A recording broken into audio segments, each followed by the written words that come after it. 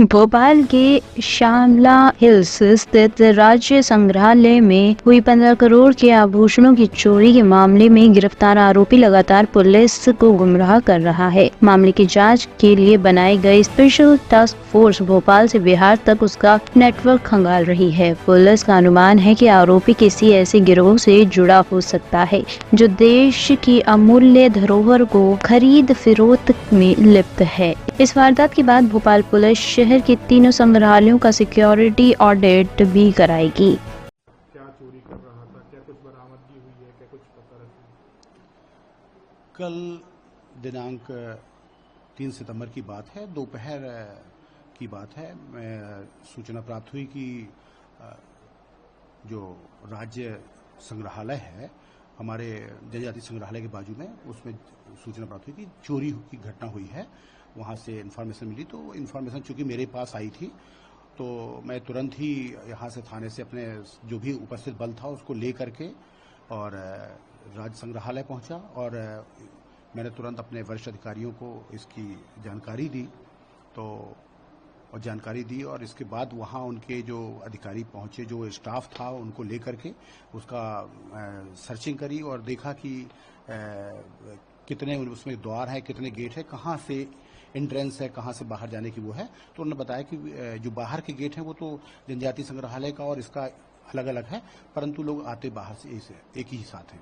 और जो इसका एंट्रेंस जो संग्रहालय के अंदर जाने का गेट था वो एक गेट था, तो उस गेट पर को लॉक करा करके फिर अंदर सर्चिंग कराई और एक टीम को मैं अपने टीम को बुलाता गया, चार्ली को, एफआरबी को और स्टाफ को,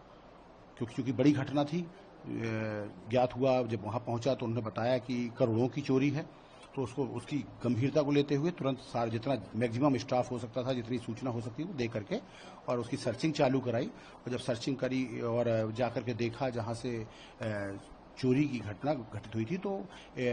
ऊपर का रूम था जिसमें पुरातत्व महत्व की सोने की, चांदी की, अन्य धातुओं की मुद्राएं थी जो चोरी हुई थी, जो उसमें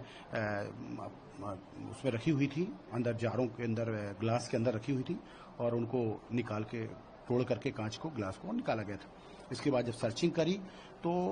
मुक्ताकाश इनका एक छोटा सा मंच है, ओपन है, लास्ट में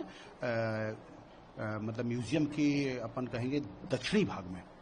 जिसमें जब सर्चिंग कर रहे थे तो देखा कि कुछ आड़ में कुछ एक ऐसा सफेद सफेद टाइप का दिखा, तो उसको जाके देखा कि क्या है, थैला क्या है, तो देखा तो ये व्यक्ति वहां पर छिपा हुआ था और हैज लगी हुई थी, चूंकि 2-2.5 फीट की हैज थी, तो उसको अच्छी पर्याप्त आड़ थी, पर वो दिखा वहां से, क्योंकि नीचे हैज जब बढ़ जाती तो नीचे जगह हो जाती, तो दिखा वहां पे, तो जाके देखा तो ये छिपा हुआ था और इसके हाथ में थैला था। तो जब उसको अपन ने वो किया, उसको थैले को खोल के देखा, अधिकारियों ने देखा, बोले हाँ यही चीज़ है, सामान है। और फिर इसके बाद तब तक वरिष्ठ अधिकारी सभी हमारे सीपी सर श्री हरिनाचारी साहब और एडिशनल सीपी सर हरिना गोस्वामी साहब, डीसीपी श्री रियाज इकबाल साहब, एडिशनल डीसीपी मैम और एसीपी, ये समस्त जिले का क्राइम कार्ड और अपना फिंगरप्रिंट, फोटोग्राफर, सभी पार्टियां, चूंकि जैसे जैसे वो हो रही थी, अधिकारी आ गए तो उन्होंने सबको इनको बुला लिया। तो इसके बाद पूरा वो हुआ और इनका पूरा पुरातत्व विभाग के जो अधिकारी थे, डायरेक्टर थे, वो सभी लोग आ गए और उनकी उपस्थिति में फिर जो है वो पूरी वो करी गई। तो इनके द्वारा बताया गया कि ये जो है इनकी कीमत विदेशी उसमें तो अरबों में है, परंतु चूंकि भले वो छोटी सी धातु के हैं, सोने के हैं, वो भले 10 या 15 ग्राम के हैं, तो उनकी कीमत भले वो 70,000 या 80,000 होती हो वैसे सोने की, पर इनकी महत्व को देखते हुए, पुरातत्व महत्व को देखते हुए इनकी कीमत 5 से 10 लाख रुपए एक एक की है, 15-15 लाख रुपए है। तो ऐसा सोच सकते हैं आप कि करीबन 100 सिक्के सोने के और एवं इतने ही अन्य धातुओं के, चांदी के और अन्य धातुओं के थे। इस प्रकार से करीबन जो एक मोटा मोटा आंकलन किया गया कि 12 से 15 करोड़ रुपए का ये पूरा जो चोरी इसने की थी। और जब उससे पूछताछ की गई तो उसने बताया, अपना नाम विनोद यादव, पिता सिद्धेश्वर यादव, निवासी गया बिहार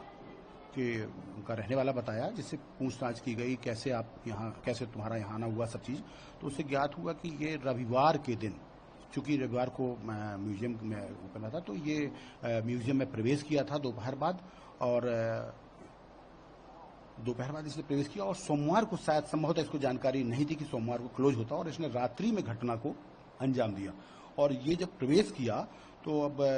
ये किसकी लापरवाही है, तो अब विवेचना का विषय देखना पड़ेगा। इसके पूरा ये सब औजार लेके आया था, इसके पास थैला था, थैले में इसने पूरा रस्सी और लोहे की टामी, पेचकस और पाना, आपका मास्क, ये सभी जो कहा जाए तो जो चोर है या जो ऐसे मतलब हाँ वो लोग जो चलते हैं लेकर के, वो पूरी सामान लेकर के और इतना प्री प्लान लेकर के ये आया। तो इसका प्री प्लान आया, ये कोई ऐसा नहीं आया कि ये विजिटर के तौर पे आया हो और इसकी नीयत चेंज हो गई हो, ऐसा नहीं है। ये आया और इसने प्री प्लान ये पूरा इस घटना को अंजाम दिया